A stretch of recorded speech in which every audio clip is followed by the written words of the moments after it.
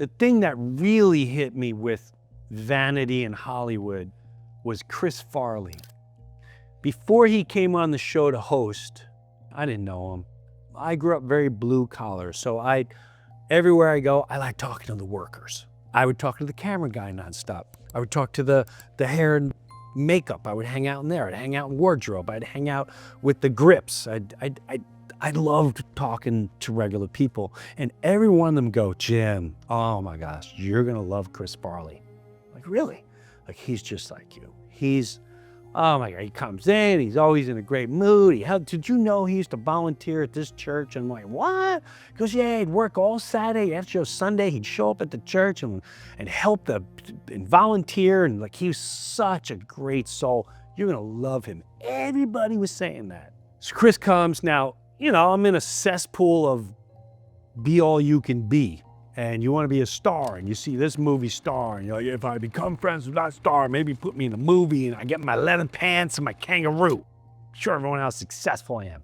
And Chris is coming on, and I know me and him are going to resonate. So he comes in, and you know, I'm not gonna lie to you. At that time in my life, I would do one-hitter little pot hits, like one hitter, open the window, and the place made me.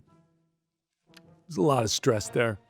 And he comes in the room and he's like, Jimmy, I know. He came to my office, I'll never forget. He's like, Jimmy, I know you got marijuana. I'm like, yeah, you want a one-hitter? What's your thing? And I'm, you know, in my head, I'm like, hey, you know, I get stoned with Chris and then I'll make it to the movies or whatever, you know. And he takes a hit and he's laughing. And then he goes into Lauren's office, and the way Saturday Night Live worked was the host would come, they sit in a small room, and we all pitch the host our ideas that we're gonna work on for the week. And when Chris came in there, he was on something else. He was twitching and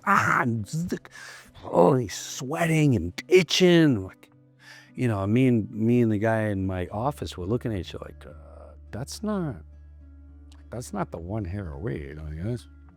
So when it was over, one of the producers came in the room like, I don't know, hey, listen, he's talking about hanging out with you guys and blah, blah, blah. And I'm gonna tell you right now, we have a serious situation, a very serious situation. You have no clue what's going on. We have a 24-hour nurse. We have people around, like it's not good. If he calls you, do not hang out. Do you understand? I'm like, yeah. He's like, did you give him anything? We had a one-hitter and pie. He's like, just do not. Cut to the next night is when you stay up all night and you write. You try to write, and then Wednesday you do a read-through. So Tuesday is almost like a 24-hour cycle of you staying up all night. You're up to 4 in the morning, 5 in the morning, 6 in the morning. Sometimes you sleep there and then do the read-through the next day, starting at noon or 1, whenever they do it. And I get we're in my office, and the office door has a window that's kind of like, you know, it's how it's like shaded almost or glossed over. Like you could see an image on the other side if they're there. So I hear this knock. All my life, I sense evil. And I open the door, and there's some woman, like really dark, dreary, and she looks at me, and she walks right past me, and she sits down on a couch. And then another one walks in. I'm like, is this a joke? Sometimes we play jokes on one another, practical jokes. And then Chris walked in, and he sits down, and I see what the issue is, and he throws down a big powder, and blah. And I'm freaked. So I go down the hallway. I leave the room immediately. I don't want to be associated with this. And I go down the room, and I tell one of the head writers, like, hey man, he's in my office. We're like, there's 2 women in there, and he just threw a powder. And they go, yeah, it's bad. It's bad? And I remember them saying, well, we have a nurse, 24-hour nurse, and some handlers. And I went home. I was traumatized. I wasn't traumatized he was doing drugs. I was traumatized that the attitude of everyone was, yeah, it's pretty bad. I hope we pull the show off. The next day we go in for the table read. An incident happens there. He gets up and and a huge blood vessel comes out of his nose. Molly Shannon screams. She's a cast member there. And while he's doing, he scoops up the vessel and puts it back in his pocket and keeps continuing with his bit. And I remember seeing Chris Rock walking around the hallways, and I went, "Hey, Chris, what are you here for?" And he goes, "Just in case." Just in case?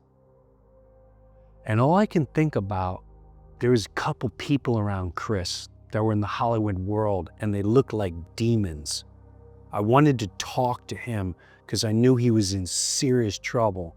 And what blew my mind was, nobody is saying, you know what, show ain't worth it this week. We'll figure something out. If that was my brother or my friend, this ain't going down. I don't care how much money, I don't care how much advertising money you get, I don't care what he's got to promote, it ain't going down. And that's when I started to realize the power of vanity. And when you lose your soul, no agents, why are they called agents?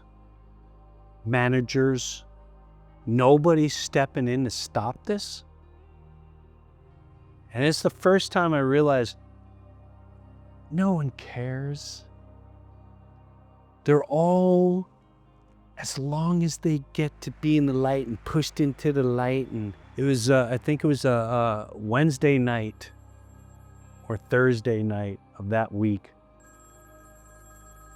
I'm at home and with one of my best friends, another comedian. I get a phone call and my wife picks it up and she goes, yeah, no, well, nice to meet you too. I'll give you Jim. And she hands me phone. She goes, "It's Chris Farley." How do you get my, "Hey, Chris, what's up?" And he goes, "Hey, Jim." And I can hear the people in the background, wherever he's at. "We're in a hotel. Come on over here. We're having a party, blah, blah, blah, blah, blah, blah, blah." I'm like, "Chris, this is a long week. You got a lot of stuff you got to do. You know, it's late." It was like 11:30 at night. I went, "And I'm not coming out now." He's like, "Oh, come on, man. So-and-so is hanging and so-and-so's hanging and and we got girls and blah, blah, blah." And I went, "Chris, it's late, man. I ain't coming out." He goes, "Can I ask you something?" I go, "Yeah." He goes, "Hold on." He goes, "I'm going in the bathroom." And he goes in, I guess where he was, the bathroom. I think it was a hotel room. And he says, "Jimmy, am I funny?" I said, "What?" Because am I funny? "Chris, what do you mean?" He goes, "Am I funny? Am I just a fat, stupid guy? Because I can't get girl. That's why I get hookers. I'm just fat and stupid. Everyone just writes I'm fat and stupid." And I went, oh my God, he's really asking me. This guy's making $10, $15 million. He's a star.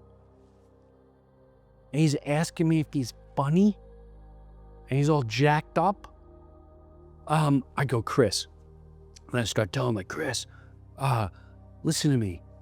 You don't understand, before you showed up, all the staff was saying how much I enjoy you because you're such a real person and you hung out with the camera guys." And he's like, "You're just saying that." I went, "Chris, how would I know that? They said you volunteered at some church on Sunday." He's like, "Oh, I did. Oh my God."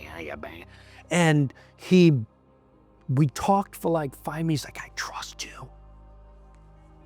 He's like, "You sure you don't want to come?" I went, "No, Chris, go to bed, man." And I knew at that moment he was in serious trouble. But what was more traumatizing for me was, one guy's here just in case something happens. the people in charge, including the producers, are like, yeah, it's bad. They put the fame, the light, the vanity, the show, the money ahead of a human life.